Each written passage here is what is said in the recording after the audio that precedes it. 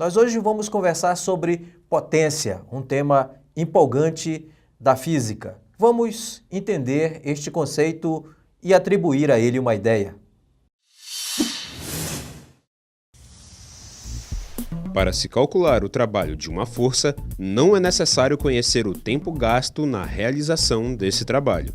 Mas, na sociedade tecnológica em que vivemos, é grande o interesse em que um determinado trabalho seja realizado no menor tempo possível.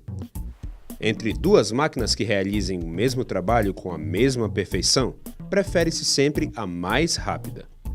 Chamamos de potência a grandeza que mede a rapidez com que se realiza um trabalho, ou seja, a rapidez com a qual uma certa quantidade de energia é transformada. Bom, agora você já sabe o que é a potência como ideia física.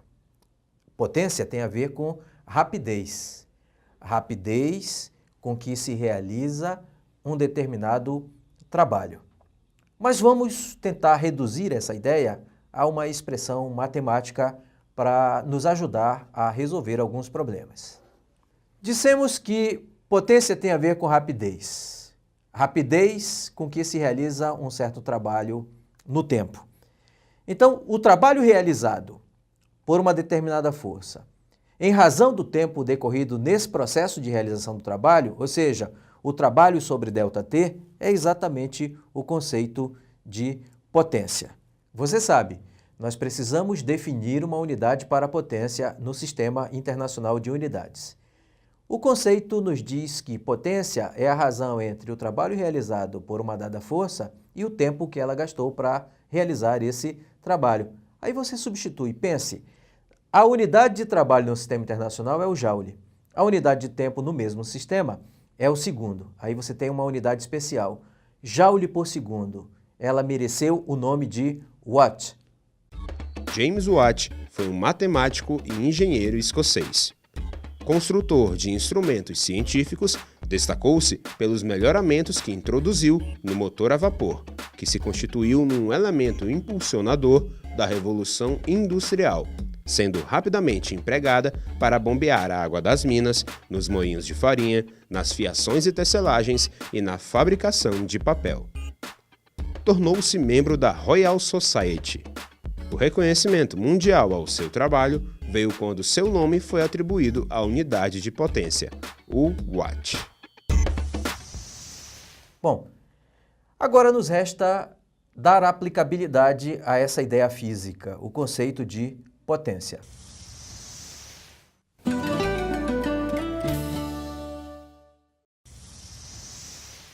Vamos aplicá-la a uma situação concreta.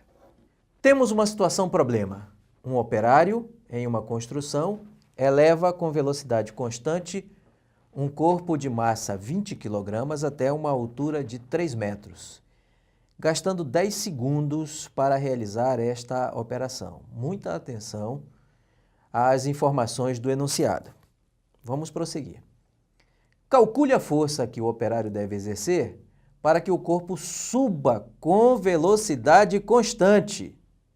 Considere a aceleração da gravidade igual a 10 metros por segundo ao quadrado. Vamos pensar numa solução para esta situação problema. Bom, nós temos a figura que ilustra a situação problema. Um operário erguendo por meio de uma polia e um cabo preso a um bloco, ele está erguendo esse bloco de uma certa altura. Vamos interpretar fisicamente isolando apenas o bloco. Aqui nos interessa saber quais as forças que atuam sobre o bloco. Nós temos a força aplicada pelo operário sobre o bloco, que é transmitida pelo cabo, que é a força F. E há também uma outra força que, em razão da presença da massa do corpo, que é o peso desse corpo, que você está vendo ali como o produto massa vezes aceleração da gravidade. Como o texto diz que o corpo deve subir com velocidade constante, veja a tradução para isso. Se a velocidade é constante, a resultante das forças que atuam sobre o corpo deve ser nula. Elas devem, portanto, se equilibrar. Ou seja, a força F deve ser equilibrada pelo peso P do corpo. F é igual a P, a força é igual ao peso. De outro modo, F é igual a mg, que é a expressão que caracteriza o peso. Substituindo agora os dados do problema, essa força F vai ser a massa do corpo vezes a aceleração da gravidade nas imediações da superfície da Terra, 10 metros por segundo ao quadrado. Diremos então que a força F é de 200 newtons. A outra pergunta é: qual o trabalho que o operário realiza nesta operação? Ora, vamos relacionar os dados dos quais já dispomos. Calculamos a força que o operário aplica sobre o bloco, 200 newtons. Observe na figura, a força F tem a mesma direção e o mesmo sentido do deslocamento, portanto, o ângulo que esses dois vetores formam entre si é zero. A distância é igual a 3 metros, esse é um dado do enunciado do problema. Conceito de trabalho. O trabalho é dado pelo produto da força, pelo deslocamento, pelo cosseno do ângulo θ. Substituindo os valores, a força 200 newtons, a distância ou o deslocamento 3 metros, vezes o cosseno do ângulo θ, que é 0 grau. Cosseno de θ, 0 grau, igual a 1. Nesse caso, nós vamos ter que o trabalho vale, portanto, 600 joules. Este é o trabalho que o operário realiza sobre o bloco. Aí vem mais uma pergunta. Então, qual é a potência gerada pelo operário na realização desse trabalho? Vamos ver. Olha, já temos os dados. O trabalho é de 600 joules e o enunciado nos deu essa informação. Esse trabalho foi realizado durante 10 segundos. Vamos ao conceito de potência? Vimos que potência vale a razão entre o trabalho e o intervalo de tempo necessário para executá-lo. Descobrimos que o trabalho é 600 joules. O tempo de realização desse trabalho foi 10 segundos, então nós vamos ter 60 joules por segundo. Você sabe que joules por segundo é watt. A potência, portanto, é de 60 watts. Bom, o que nós acabamos de ver foi o conceito de potência em movimento, não é? Dizendo de outra maneira, o conceito de trabalho e o conceito de potência estarão sempre juntos. Sabe por quê? Porque potência é rapidez de realização de um trabalho por uma força. Aí você viu que não é difícil do ponto de vista matemático, mas requer um certo esforço interpretativo, portanto, permaneça atento. Mas nós vamos mostrar uma situação que está ligada a esta situação que nós acabamos de resolver. Nós vamos colocar o mesmo operário numa outra situação problema e vamos ver o que podemos te retirar dessa nova situação. Vamos lá. O texto diz que o operário do problema anterior precisa elevar o mesmo corpo, portanto, a mesma massa, à mesma altura, o dado fornecido no enunciado anterior, usando uma rampa de comprimento 5 metros. Esse dado é novo. Despreze as forças de atrito, que são as forças dissipativas do movimento, e considere a aceleração da gravidade igual a 10 metros por segundo ao quadrado, e ainda calcule a força que o operário deve exercer para que o corpo suba a rampa com velocidade constante. Você já sabe traduzir essa informação velocidade constante. Bom, aí você tem a figura que representa o texto que nós acabamos de apresentar. Um operário que deve erguer o corpo de uma altura de 3 metros, elevando esse corpo por meio de uma rampa de comprimento 5 metros. Nós temos ali as forças que estão aplicadas ao corpo. Vamos estudar isso com um pouco mais de cuidado. Aí você tem o corpo. Forças que atuam no corpo. A força F, aplicada pelo operário sobre o corpo, por meio do cabo, não é? A força F é exatamente esta força. Nós temos a força normal, representada pela letra N, que é a reação da superfície ao corpo.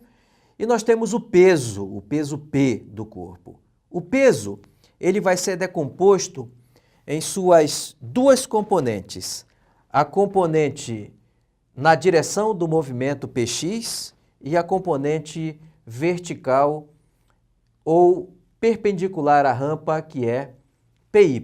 Observe que o ângulo alfa que aparece ali naquela distribuição de forças, o ângulo alfa entre o peso e a sua componente no eixo dos y é igual ao ângulo de abertura da rampa. Vamos ver como utilizar essas informações. Primeiro, este corpo vai subir a rampa em velocidade constante. Se a velocidade é constante, a resultante de todas essas forças que atuam sobre o corpo é nula.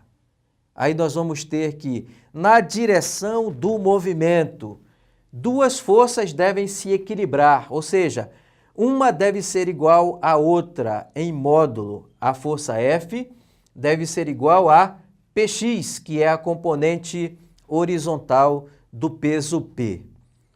Ora, considerando o triângulo retângulo da figura, nós podemos dizer que o peso P é mg, não é? Peso P, mg, vezes o seno do ângulo alfa. Exatamente mg vezes seno de alfa é o que nós chamamos de Px.